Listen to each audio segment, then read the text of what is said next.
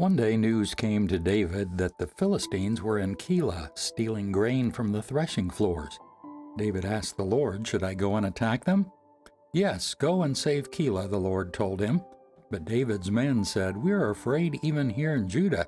We certainly don't want to go to Keilah to fight the whole Philistine army." So David asked the Lord again, and again the Lord replied, "Go down to Keilah, for I will help you conquer the Philistines." So David and his men went to Keilah. They slaughtered the Philistines and took all their livestock and rescued the people of Keilah. Now when Abiathar, son of Ahimelech, fled to David at Keilah, he brought the ephod with him. Saul soon learned that David was at Keilah. "Good," he exclaimed, "we've got him now. God has handed him over to me, for he trapped himself in a walled town." So Saul mobilized his entire army to march to Keilah and besiege David and his men. But David learned of Saul's plan and told Abiathar the priest to bring the ephod and ask the Lord what he should do. Then David prayed, "O Lord, God of Israel, I have heard that Saul is planning to come and destroy Keilah because I am here. Will the leaders of Keilah betray me to him? And will Saul actually come as I have heard?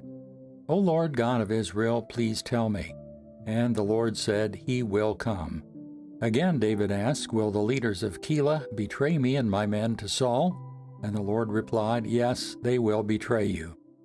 So David and his men, about 600 of them now, left Keilah and began roaming the countryside.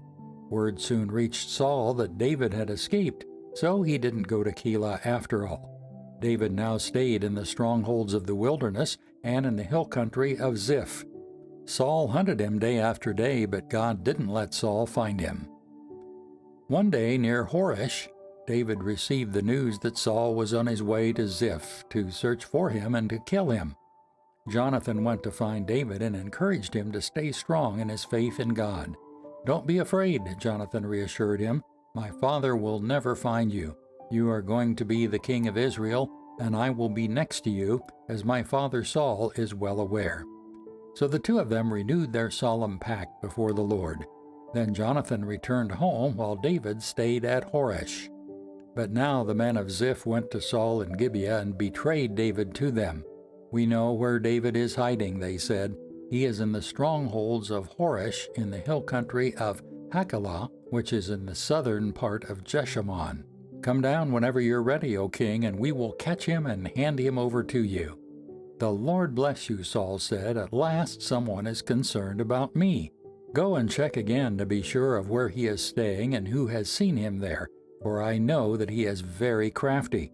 Discover his hiding places and come back to me when you're sure. Then I'll go with you. And if he is in the area at all, I'll track him down, even if I have to search every hiding place in Judah." So the men of Ziph returned home ahead of Saul.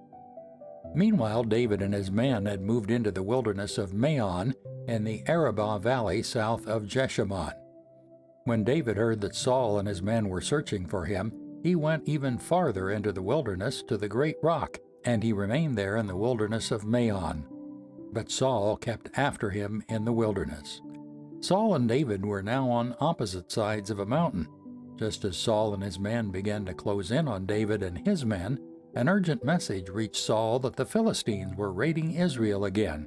So Saul quit chasing David and returned to fight the Philistines. Ever since that time, the place where David was camped has been called the Rock of Escape. David then went to live in the strongholds of En-Gedi.